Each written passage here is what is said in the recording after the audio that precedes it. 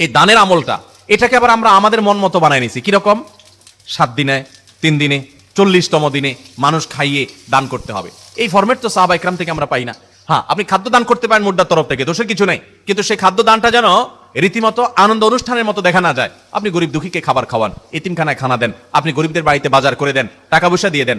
ভাইরা আমার, কিছু কিছু আমল আছে যেগুলো আমাদের সমাজে নাই। আমি সৌদি আরবে দেখেছি যে আপনার কোন একজন মানুষ চেহারা সুরত দেখে মনে হচ্ছে উনি গরিব মানুষ, বাজার করে সুপার মার্কেটে ক্যাশের কাউন্টারে আসছে। আল্লাহর আরেক বান্দা পেছন থেকে এসে বলছে, যদি আপনি মনে কিছু না করেন আপনার বিলটা আমি দিয়ে দিতে চাই। তার বিলটা দিয়ে দেন, কত খুশি লাগে তার কাছে। আপনি বাজারে যেয়ে দেখেন বহু গরিব মানুষ আছে, বারবার মাছ বাজারে যেয়ে মাছ মূলায় নিতে সাহস করে না, টাকার অভাব আছে, মাছটা পছন্দ হয়েছে কিন্তু নিতে পারে না। আপনাকে আল্লাহ তৌফিক দেয়, ওই আপনার মায়ের জন্য, আপনার বাবার জন্য আপনি তাদেরকে সওয়াব দেওয়ার উদ্দেশ্যে গিয়ে তার পিঠে হাত দিয়ে বলেন, ভাই আপনি মনে কিছু না করলে আপনার এই মাছটার বিল আমি দিতে চাই, আল্লাহকে খুশি করার জন্য।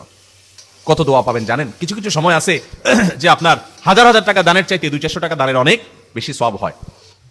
একটা গরিবের বাচ্চা দেখছেন যে বারবার কোন একটা হোটেলের সামনে ঘুরছে, কিন্তু খাবার কেনার সাহস পাচ্ছে না, মুদি দোকানে যাচ্ছে, বারবার মোলামুলি করছে, নেওয়ার সাহস পাচ্ছে না, আপনি তো তাকে জিনিসটা কিনে দিলেন মুর্দার তরফ থেকে। এটা হলো সাদাকার সবচাইতে উত্তম পদ্ধতিগুলোর একটি। এছাড়া মসজিদ মাদ্রাসাতে সাদকা জারিয়ামূলক কাজ করতে পারি, মাদ্রাসা এতিমদেরকে আমরা খাওয়াই দিতে পারি। আমরা আমাদের মৃত আত্মীয়স্বজনের তরফ থেকে দান করবো, সেটা সাদাকা হোক, নগদ টাকা হোক, খাবার দাবার হোক, কোন স্থায়ী কাজে হোক, সবচেয়ে উত্তম হলো সাদকায়ে জারিয়া।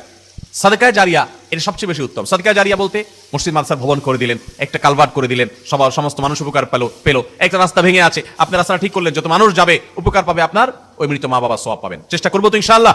তাহলে মৃত মা বাবার তরফ থেকে, আত্মীয়স্বজনের তরফ থেকে আমরা সাদাকা করবো, দান করবো, এটা অনেক বেশি উপকারী।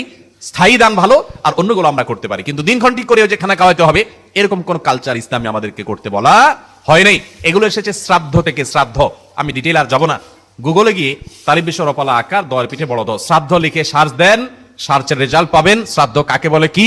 এরপরে আমাদের মুসলমান সমাজের এই আনুষ্ঠানিকতার সাথে আপনি মেলান, আপনার দিনের আলোর মতো পরিষ্কার হয়ে যাবে। আমি একবার নয় বহুবার দেখেছি, অনেকগুলো ওয়েবসাইটে দেখেছি হিন্দু ধর্মের ভাইদের তাদের ধর্মবিশ্বাস মতে শ্রাদ্ধ কি কিভাবে করে আপনি দেখেন, দেখবেন আমাদের সাথে মিলে যায়। অতএব আমরা অমুসলিমদের কোনো কাজের অনুসরণ করব না, আমাদের জন্য কোরআন এবং হাদিসই যথেষ্ট। আল্লাহ আমাদেরকে আমলের তৌফিক দান করেন।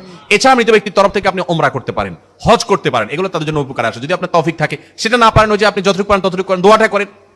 এছাড়া মুর্দাদের জন্য আমরা আর কি করতে পারি? অনেক ওলামায়ে মধ্যে এখানে মত পার্থক্য আছে যে অন্য সব আমলই তাদের পক্ষ থেকে আমরা পৌঁছাতে পারি কিনা। যেমন কোরআন কারীমে পড়ে তেলাওয়াতটা তাদের জন্য সওয়াব বকশিশ করলাম, সিয়াম তাদের পক্ষ থেকে রাখার কথা হাদিসে আছে, তারপরে নামাজ পড়ে আমি এটা সওয়াবটা তাদের জন্য বকশিশ করলাম, এটাও জায়েজ আছে। তবে অনেক আমাকে সেখানে ভিন্ন মত পোষণ করেন। তো আমরা মুর্দাদের জন্য বেশি বেশি করে, বিশেষ করে দোয়া এবং সাদাকা, এর পাশাপাশি অন্যান্য যে আমলগুলো সওয়াব রেচানি করা যায় সেগুলো আমরা বেশি বেশি করবো, চেষ্টা করবো তো ইনশাআল্লাহ।